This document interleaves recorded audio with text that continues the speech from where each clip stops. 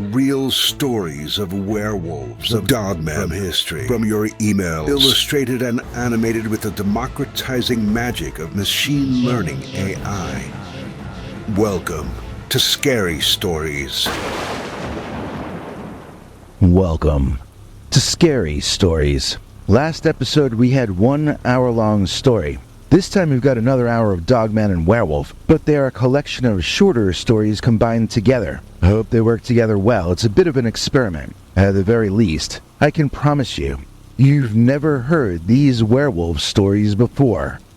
By the way, to regular viewers and subscribers, it really helps the channel a lot if you can click like or leave any sort of non-troll comment. So if you could consider giving us a like or a comment before you do the snuggle down into Dreamland, that would really help us out and help us to continue doing these longer episodes.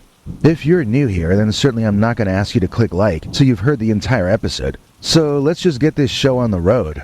Let's start off with this true story sent in to us by someone named Emma. Are you watching, Emma? Your story goes first, and Emma's story is called Seeking Advice on an Unusual Friendship, aka Monster Werewolf is a Friend. Dear Scary Stories NYC, my name is Emma, and I'm writing to you from a small rural town in the Midwest, where I work as a model. I live in the countryside, a place where the farms are surrounded by woods, and the nights are so quiet you can hear your own thoughts echoing. This email might be a bit different from the usual queries you might receive, but I've been an avid listener of your show, and I felt that if anyone could offer me some perspective on my situation, it might be you or your insightful audience.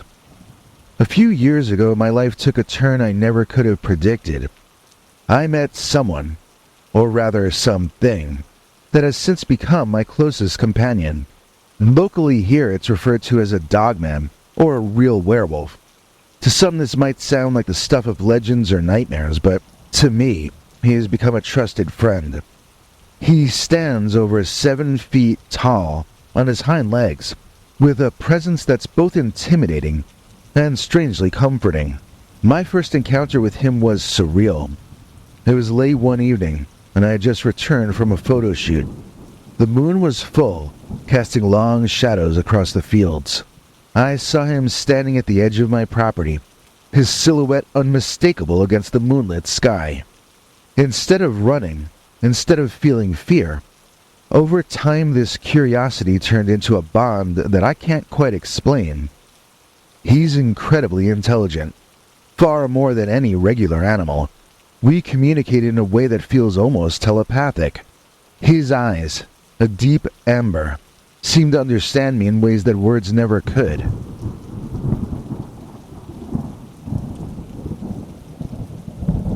He is cautious, especially around other people, and he goes to great lengths to avoid being seen. When my friends visit, he retreats into the forest, watching from a distance. Only once did someone else see him, my late mother. She was terrified, and since that day, he's been even more careful to stay hidden. I know what you might be thinking. How can I feel safe around a creature that sounds like it belongs in a horror movie? The truth is, he's never given me a reason to fear him. In fact, he's often protected me. There was one time I was followed home by a strange man after a late-night shoot in the city. The Dogman appeared out of nowhere, his growl enough to send that man running. Despite the unique nature of our friendship, I'm starting to notice some changes in myself that I can't ignore. I'm spending less and less time with other humans. I rarely go into town unless it's for work, and even then, I find myself eager to return home to the solitude of the countryside and the company of my unusual friend. The strangest part is, I don't miss human interaction as much as I think I should. One of my friends, Sarah, is convinced that the Dogman is evil. She's always been into supernatural lore and insists that no good can come from befriending such a creature. She believes that he's manipulating me somehow, although she admits she can't point to a single unfriendly act that he's committed so far. In all our time together, the Dogman has never harmed me or anyone else. He is wild, yes. He's not tame by any means, no. but there is a gentleness to him that I trust completely. This brings me to why I'm writing you.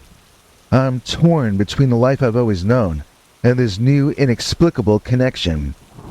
Part of me worries that I'm isolating myself too much, and that my friend Sarah might be right to be concerned. But another part of me feels more at peace in the presence of the Dogman than I ever did in the bustling world of humans. I'm hoping that by sharing my story, someone listening might offer me advice. Have any of your listeners experienced anything remotely similar?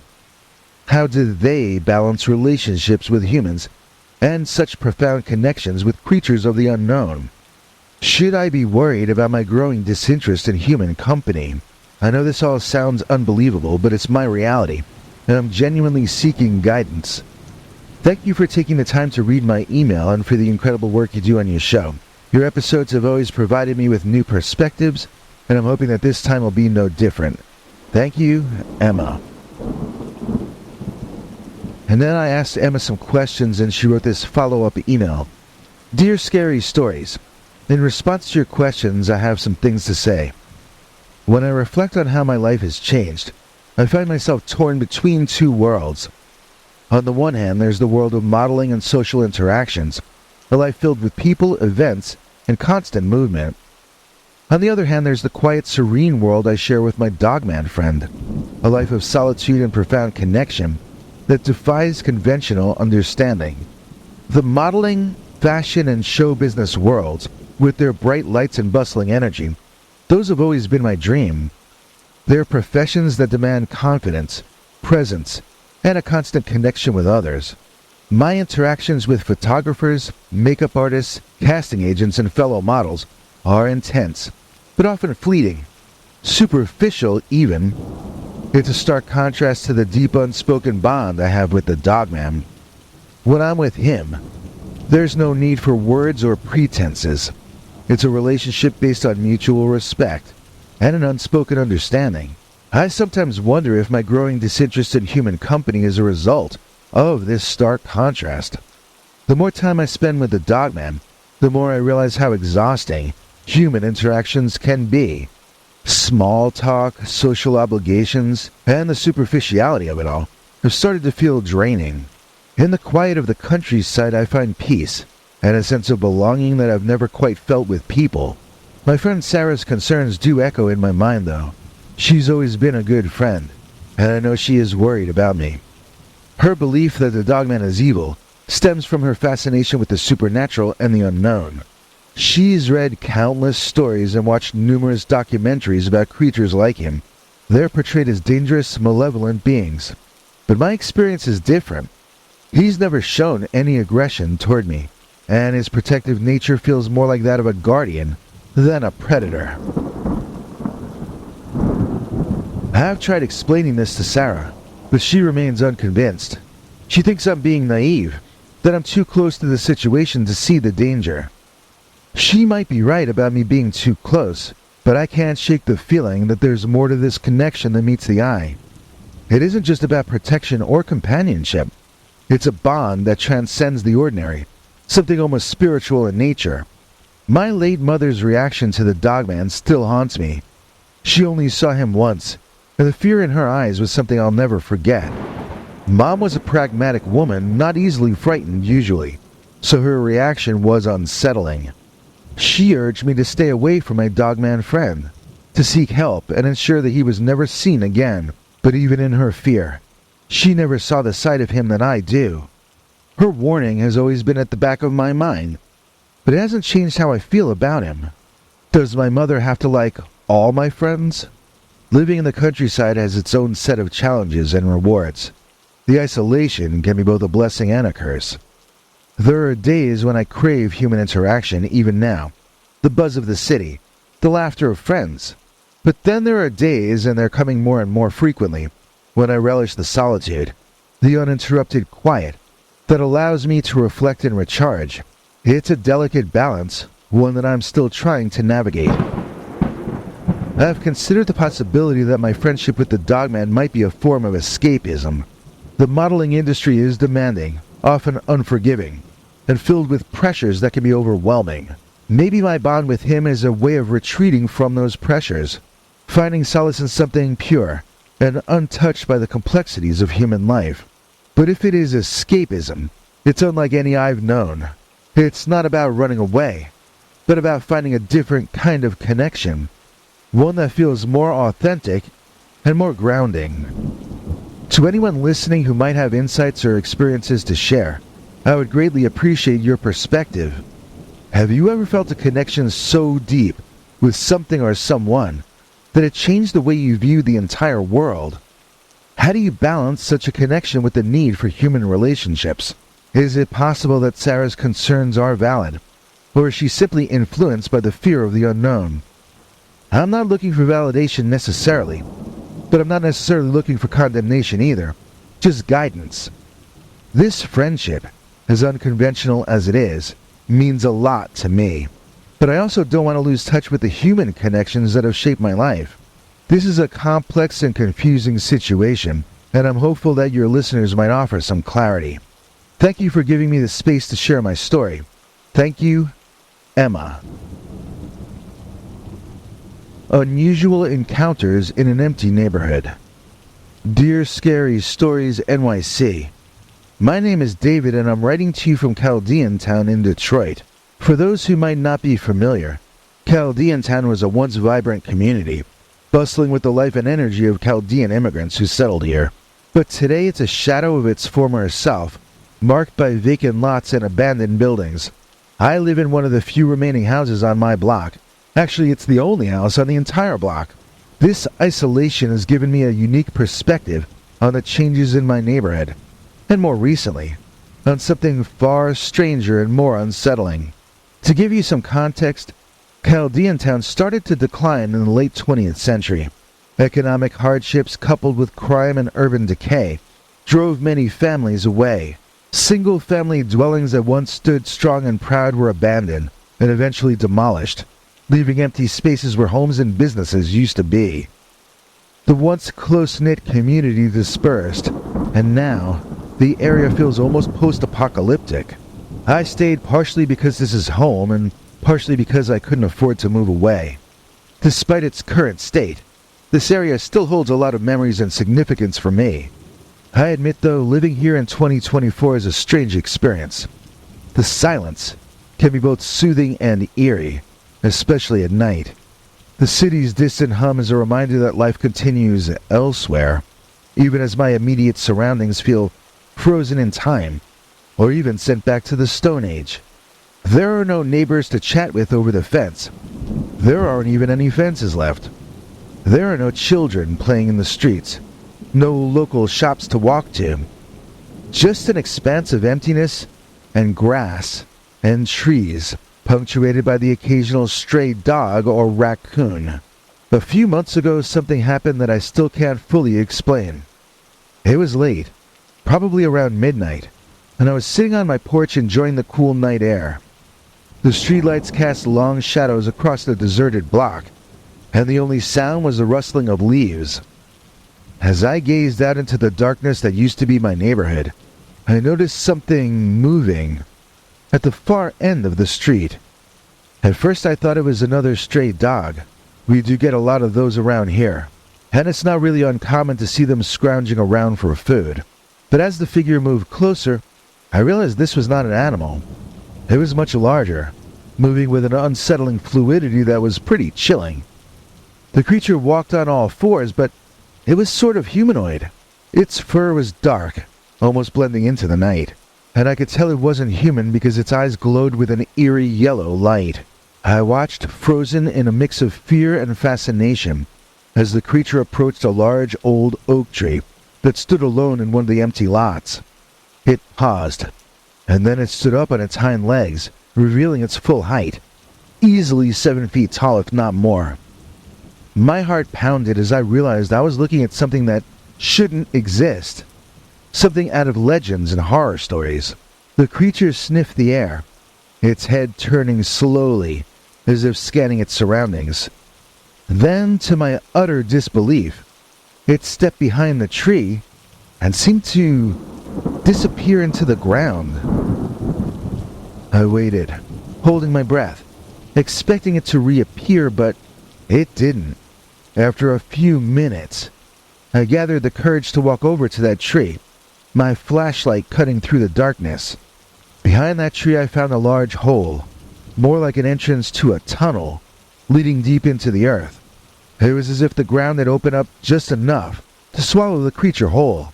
The edges of the hole were smooth, almost as if it had been carved deliberately, and there was a faint, nasty odor coming from within. I stood there for a minute trying to process what I'd seen. Eventually I returned to my house, locking my doors and windows, my mind racing with questions and fear. Over the next few days I couldn't shake the image of the creature from my mind. I avoided the tree and I avoided that hole, but the sense of unease lingered. I've always been a rational person. I don't believe in ghosts or monsters, and I've never been one to indulge in conspiracy theories. But what I saw that night defies rational explanation. It wasn't a trick of the light. It wasn't my imagination running wild. It was real, and it was terrifying. Living alone in such an isolated area, I have no one to share this with. I've considered telling a few friends, but I don't think they'd believe me.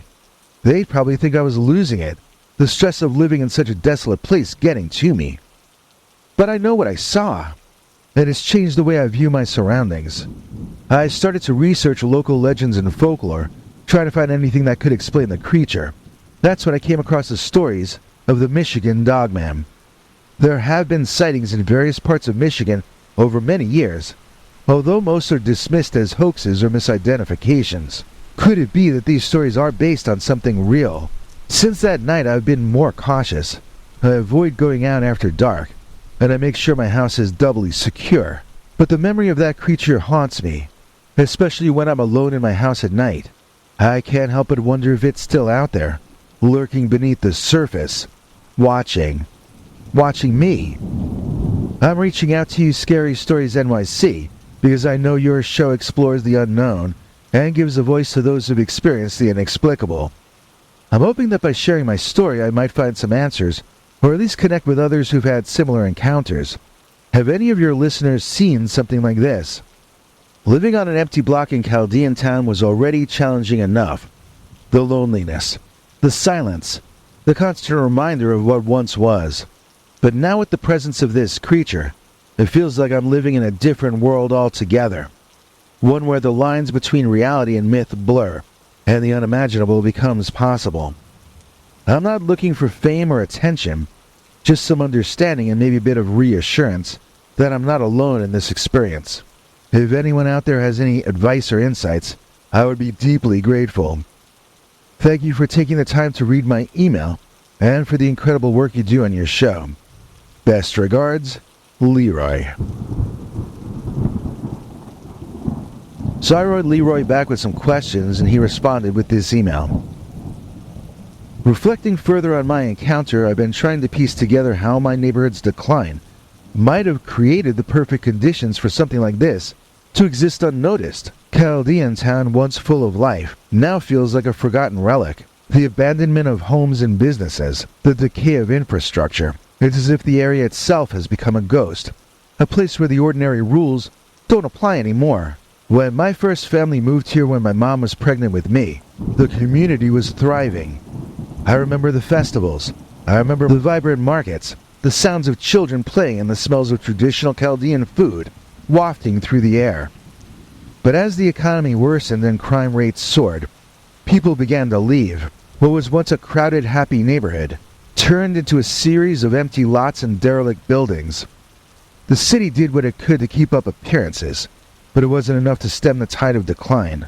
Now, walking through Chaldean town is like walking through a memory.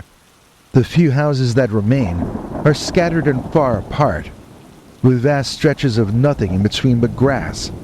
It's a place that feels forgotten by time and society, a perfect hiding spot for something that does not want to be seen. I've tried talking to some of the older residents who still live here, asking if they've noticed anything unusual. Most of them just shake their heads, too weary to entertain tales of monsters and myths. But one elderly man, Mr. Salim, who has lived here his entire life, told me a story that freaked me the heck out. According to Mr. Salim, there have always been rumors about strange creatures living on the outskirts of Detroit. He speaks of a time, long before the urban decline, when people claimed to see figures moving through the woods at night, hearing howls that could be attributed to any known animal. He mentioned a local legend about a hidden network of tunnels beneath the city, remnants of Prohibition-era smuggling routes, where these creatures are now said to reside. And I don't really know if there's any truth to Mr. Salim's stories, but they add a layer of eeriness to what I experienced. Could it be that the creature I saw was using these old tunnels to move around unnoticed? The hole I found behind the tree certainly seemed like an entrance to something much deeper. Since my encounter, I felt a strange mix of fear and curiosity. Part of me wants to investigate further, to understand what I saw and why it's here. But another part of me is terrified of what I might find. The rational side of me says to leave well enough alone, to not stir the pot. But the part of me that's experienced something beyond explanation is driven by a need to know more. I've started keeping a journal, documenting anything unusual I see or hear. It helps to organize my thoughts and keep track of any patterns.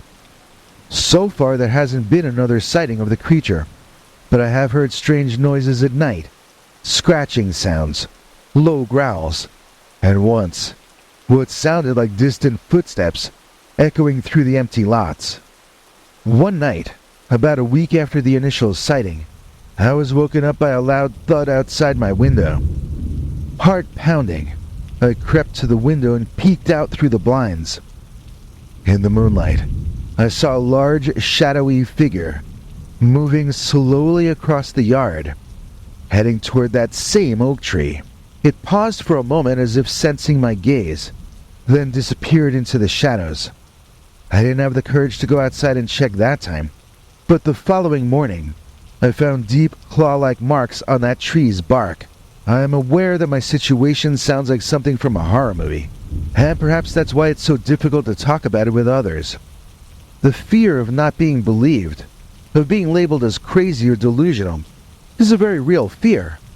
But I know what I saw, and the evidence is there in the marks on the tree, and the hole in the ground. I've considered setting up cameras around my property to capture any footage of the creature, but part of me hesitates. What if I do capture something? What then? Will it bring me answers or just more questions and fears? I'm torn between the desire for knowledge and the instinct for self-preservation. I felt compelled to write to your show and seek advice from those who might understand or might have experienced similar phenomena. If anyone listening has encountered something like this, or has any theories or advice, I would greatly appreciate your insights. Living on an empty block in Chaldean town has been a challenge for years, but now it feels like I'm living on the edge of something unknown and potentially dangerous. The isolation, which once felt like a quiet retreat, now feels like a vulnerability. I'm constantly on edge, waiting for the next sighting, the next unexplainable event. I hope that by sharing my story I can find some clarity, and maybe even some peace of mind. Thank you for taking the time to read my email and for the incredible work you do on your show. Best regards, David. We've got a camping Dogman story coming up right after this.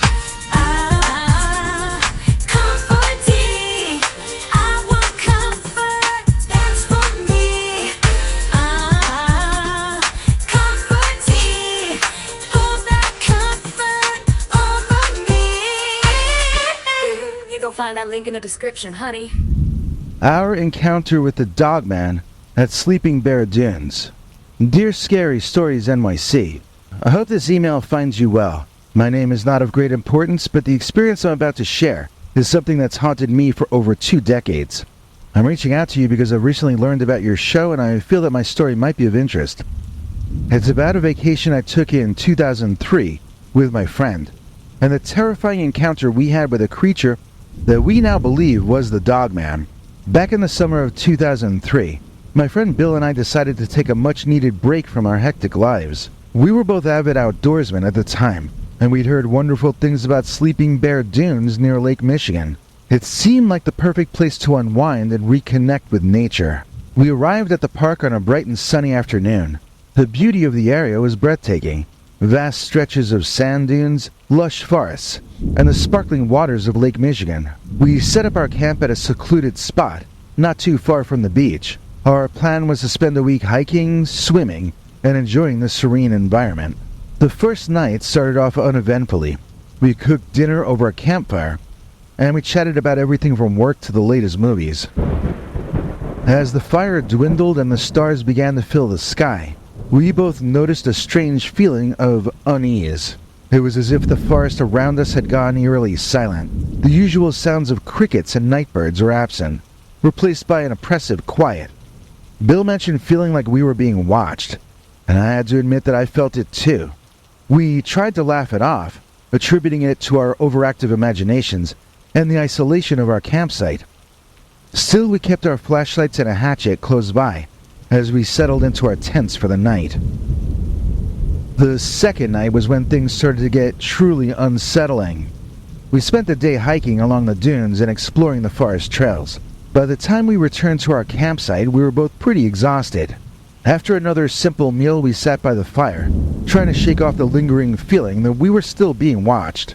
As we prepared to turn in for the night, we heard strange noises coming from the forest. It sounded like branches snapping and leaves rustling, but there was an odd rhythmic quality to it. As if something or someone was moving deliberately through the trees. We shone our flashlights into the darkness, but we saw nothing. The noises stopped as suddenly as they had started, leaving us both on edge. That night, I slept fitfully, waking several times to listen for any signs of movement outside the tent. By the third night, our sense of unease had grown into full-blown paranoia. We spent the day trying to enjoy the natural beauty of the area, but the feeling of being watched just never left. Every rustle of leaves or snap of a twig made us jumpy and anxious. That evening, as we sat by the fire, we both heard it. A low, guttural growl coming from the edge of the forest. We grabbed our flashlights and shone them into the darkness. For a brief moment, I thought I saw a pair of eyes reflecting the light back at us, but they disappeared almost immediately. Bill suggested we should leave in the morning if the feeling persisted. I agreed, although I couldn't shake the feeling that whatever was out there was still watching us, studying us. On the fourth morning, we woke up early, determined to pack up and leave as soon as possible. The feeling of being watched had become almost unbearable. As we were packing our gear, Bill suddenly froze and pointed toward the tree line. "What the hell is that?" he whispered, his voice trembling. I turned to look and I saw it. A large upright figure standing just inside the shadows of the forest. It wasn't like anything I'd ever seen before. The creature was tall, at least 7 feet, with a lean, muscular build. Its fur was a light gray, with a speckled dark light silver coat that seemed to shimmer in the early morning light.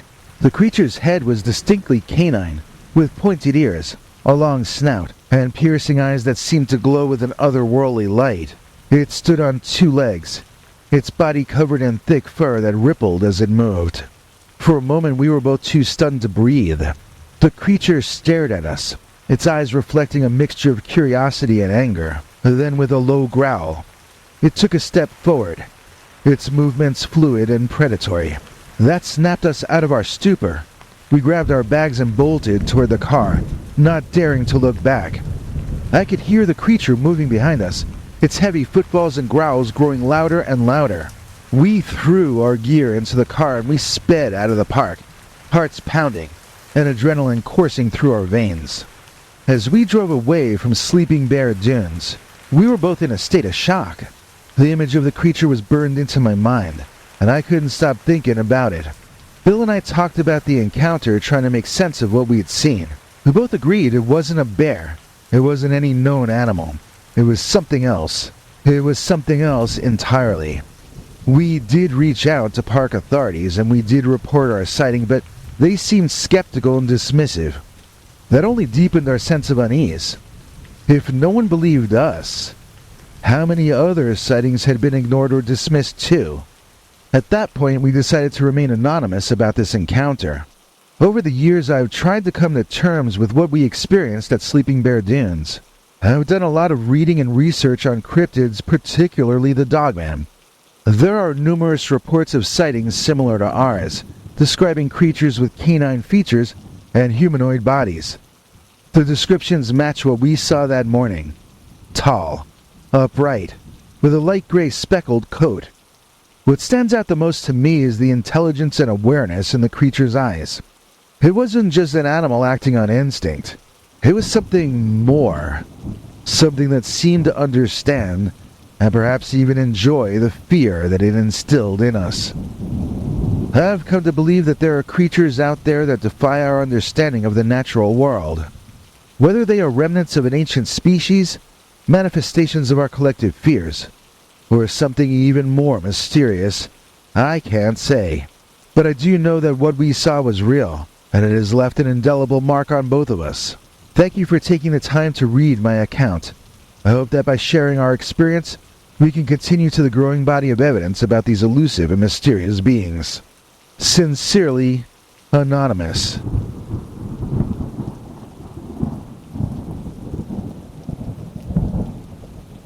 Her next story. Sarah's Dogman. Dear Scary Stories NYC, I hope this email finds you well. My name is Sarah and I live on an old farmhouse with my husband Jim here in rural Ohio. I've been a long-time follower of your channel, and after much deliberation I've decided to share our experiences with you. Over the past few years we've had numerous encounters with a creature that we can't quite explain. It's either a Dogman or a Bigfoot with a very canine-looking head.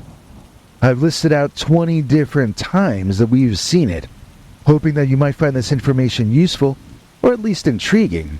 January 3rd, 2021. It was a cold evening around 10 p.m. and Jim was taking out the trash. He saw something tall and dark, standing by the edge of the woods. It looked almost like a big dog on two legs. When it turned its head toward him, Jim said he saw eyes that reflected the porch light. Number 2, the next month, February 15th, 2021. I was coming home late from work around 8 p.m. As I pulled into the driveway, my headlights caught something moving in the field. It was standing on two legs and had a dog-like face. It quickly disappeared into the trees. June 7th, 2021. Jim was out checking the fences at dusk. He heard rustling and saw the creature standing near the barn. He described it as being about 7 feet tall with broad shoulders and a face that was more canine than anything else. Number 4. July 22nd, 2021. I was hanging laundry outside when I felt like I was being watched. I turned around and saw it standing at the tree line, maybe 50 yards away. It just stood there watching me.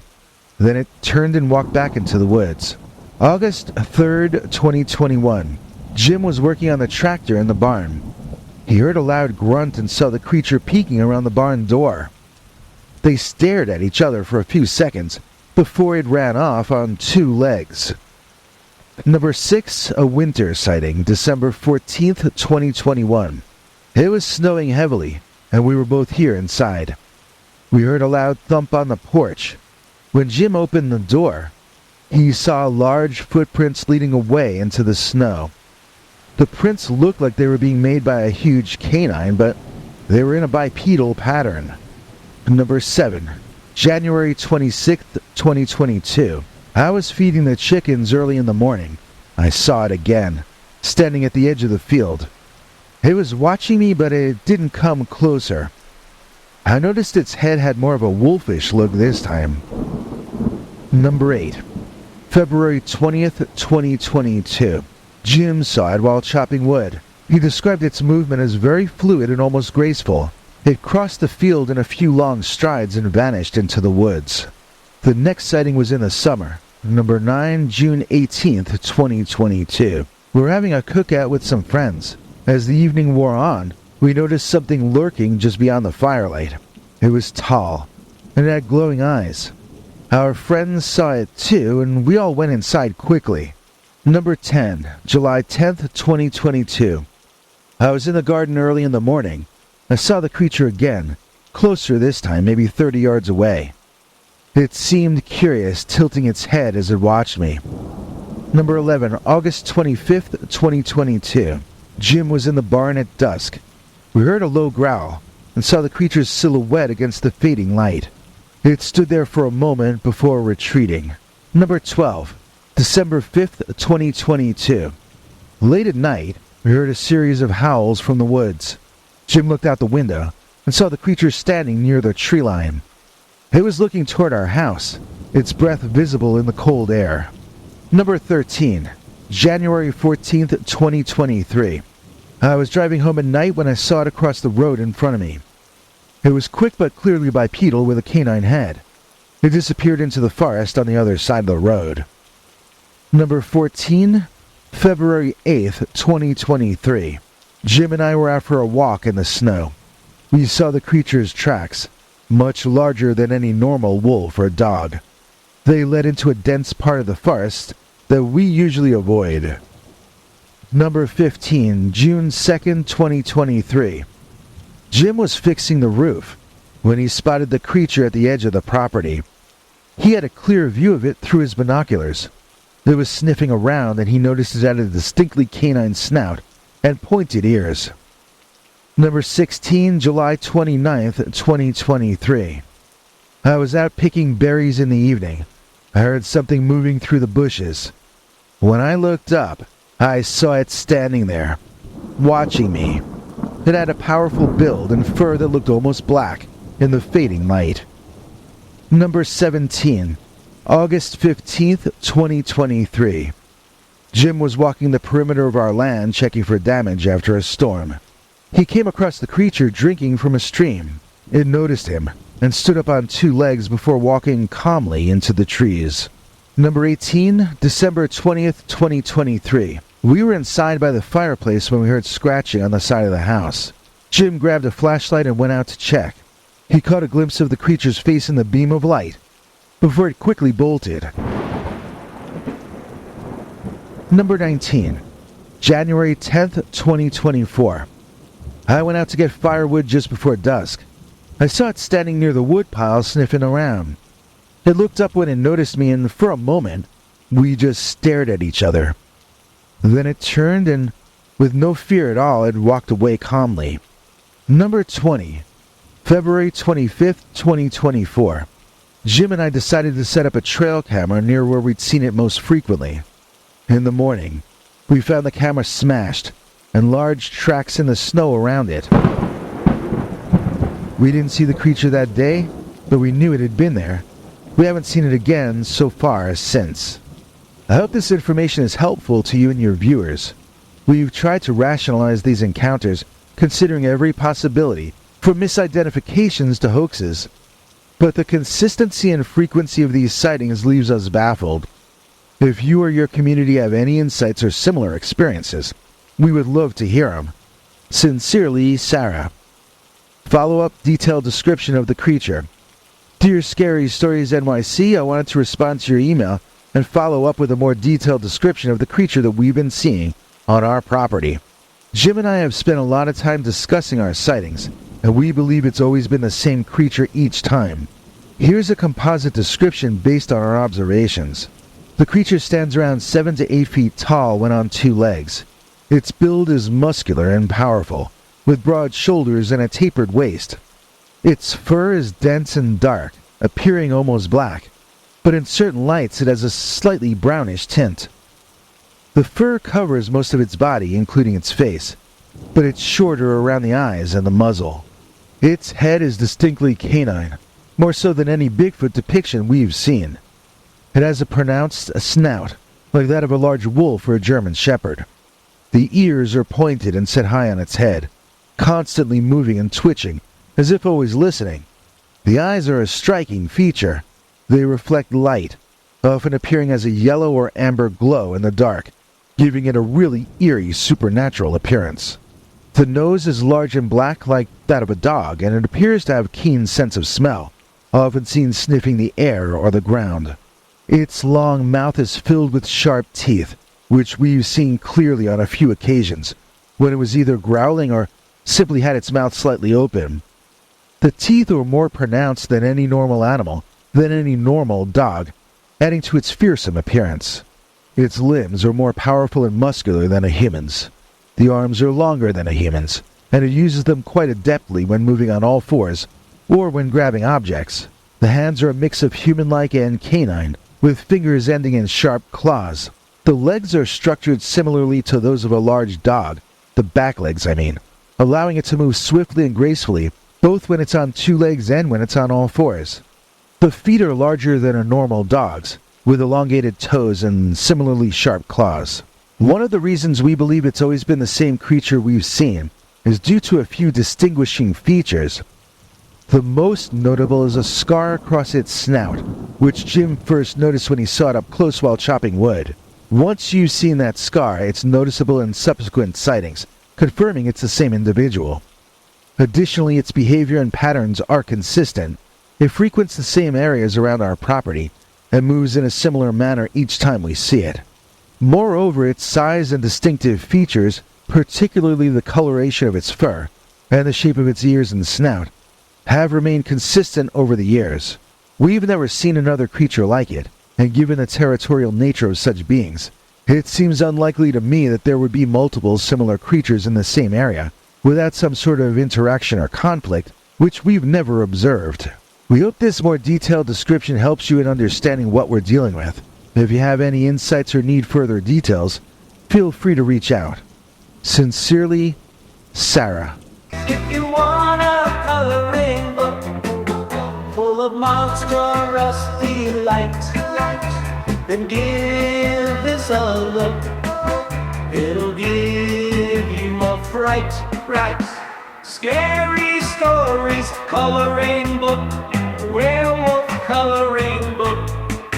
And just to make your mind explode, it's a digital download. All it costs is $209, and then you will be feeling fine.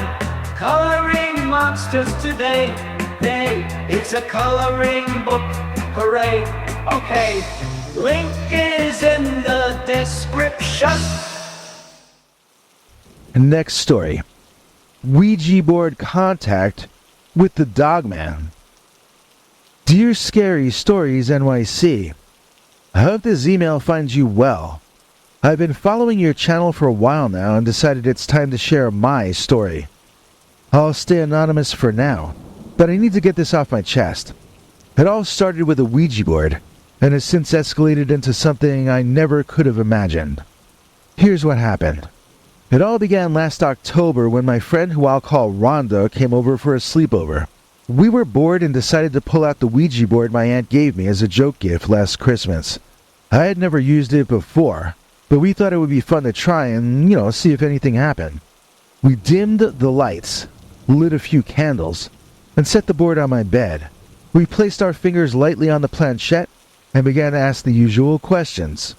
Is anyone here? What is your name? After a few minutes of nothing, we started to laugh, thinking it was just a silly Parker Brothers game. But then, the planchette started to move.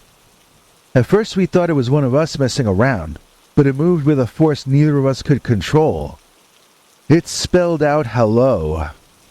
Rhonda and I stared at each other, our excitement turning into a nervous giggle. Who are you? I asked. The planchette moved again, this time spelling out Dogman. Dogman. We were stunned. I asked, what do you want? The response was immediate and clear. To talk. Rhonda and I exchanged glances, both unsure of what to do next. The entity claimed to be a dogman, but spoke in perfect English. It told us it was from a nearby forest and had been watching us for some time. It said it was curious about humans and wanted to communicate. After about an hour of talking with this so-called dogman, we decided to end the session. We said goodbye, we closed the board, and we put it away. We were both a bit freaked out, but tried to brush it off. We settled into bed, talking about what had just happened, when we heard a tapping noise outside my window. At first it was faint, just a few light taps, but then it got louder and more persistent. We turned off the lights and hid under the covers, terrified. The tapping continued for what felt like an eternity, and then stopped suddenly. We stayed awake most of the night, too scared to move, or even to peek out from under the blankets. A few weeks later, Rhonda and I, along with another friend we'll call Jade, were hanging out in my room. It was a stormy night, with rain pouring down and thunder rumbling in the distance. We were talking about the Ouija board incident when we heard something outside the window again. This time it was a low growl, followed by scratching at the window pane. We turned off the lights and crept to the window. The rain made it hard to see clearly, but we could just make out a large, dark shape standing in the yard. It seemed to have glowing eyes and a dog-like face, just like the entity we had spoken to through the Ouija board. The creature stood there for a few minutes, then turned and disappeared into the night. We were all shaken and decided to stay up together, watching comedy movies to take our minds off what we had just seen. We had another experience during a different rainstorm, too. This time it was just Jade and me. Rhonda couldn't make it that night. We were watching a movie when we heard heavy footsteps on the porch. We froze, turning off the TV and the lights. The footsteps moved toward my bedroom window. Peeking through the curtains, we saw the creature again, standing even closer this time. Its eyes were glowing bright, and it seemed to be looking directly at us. The rain was pouring down, making its fur slick and shiny. It lifted a hand and tapped on the glass with its claws, sending chills through both of us. Jade whispered, "What do we do?" I didn't have an answer. We just sat there, too scared to move. The Dogman stayed for what felt like hours, but was probably only minutes, then walked away into the night. We didn't sleep at all that night, jumping at every sound. Since then, we've had other small encounters, strange noises, shadows moving outside, but nothing as intense as those first few times. I've put the Ouija board away for good, but I can't shake the feeling that we've opened some kind of a door. I'm sharing this with you because I know you deal with these kinds of stories, and your audience might have some advice or insight. I'm not really sure what to do next. I hope you can help or at least find my story interesting for your viewers. Thank you for your time, Anonymous. Now, since she talked about seeing the creature for an hour outside her window, I wrote back to ask if she had any photos. Here's how she responded. Dear Scary Stories NYC, thank you for your response. I wanted to address the question that I'm sure many of your viewers might also have, which is why didn't we take any photos or videos during these encounters? Honestly, the answer boils down to pure fear and being caught up in the moment. When we first contacted the entity with the Ouija board, we had no idea things would escalate to seeing the Dogman outside our house. At that time, we were just two curious girls playing with what we thought was a harmless game. When we heard the tapping outside my window that first night, our immediate reaction was to hide and stay silent. Grabbing my phone to take a picture or video was kind of the last thing on my mind. The fear was overwhelming, and our instinct was to remain as unnoticed as possible. During the first rainy encounter, when Rhonda, Jade, and I saw the creature standing in the yard, it was the same story. We were all so terrified that our focus was on staying safe and making sure it didn't see us. The storm made visibility poor, and we were all huddled together, barely able to believe what we were seeing. The thought of documenting the moment didn't even cross our minds until it was over, but honestly, I don't know what we could have caught through all that rain.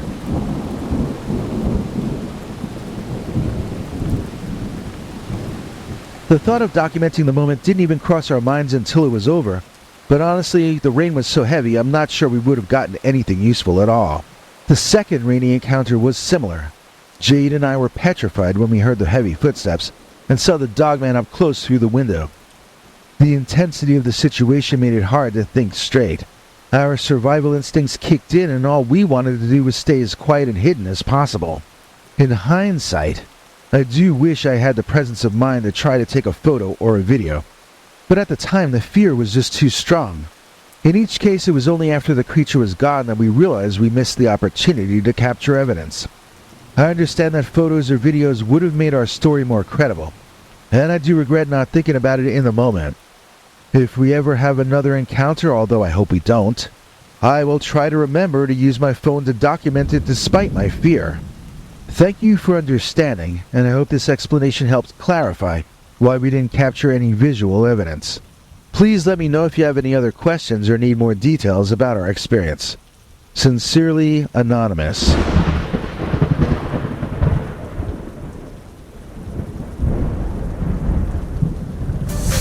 What better than a waffle on your plate? A waffle on your head could be just great. It's the waffle bee from NYC. Scary fashion for spring, you see. Black, birch, camel, navy, rust or heather gray. One of these colors is just your way. Wear this hat and you'll be it. Link in the description for this vid. Get your own scary stories, waffle beanie today.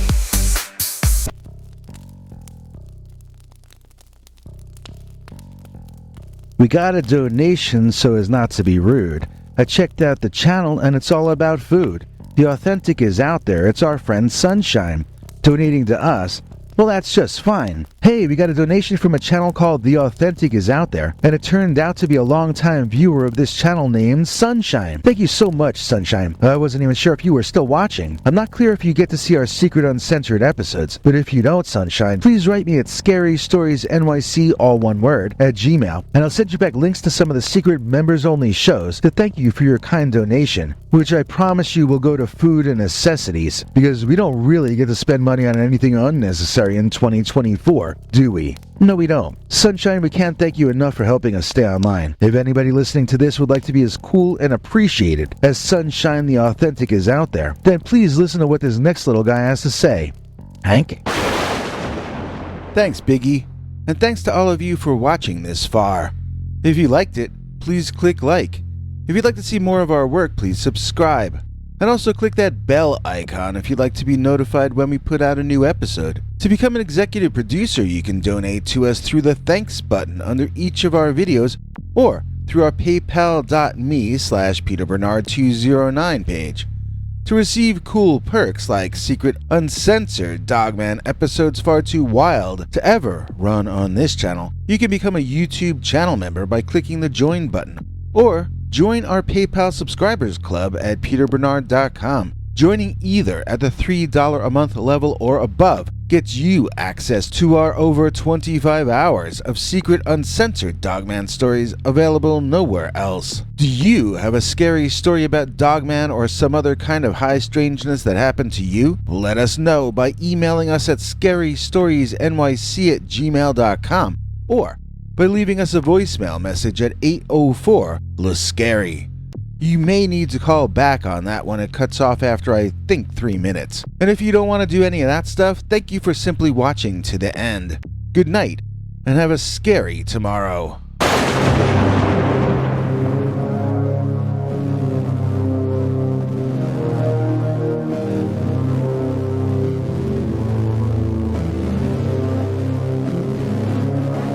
Come back for more scary stories.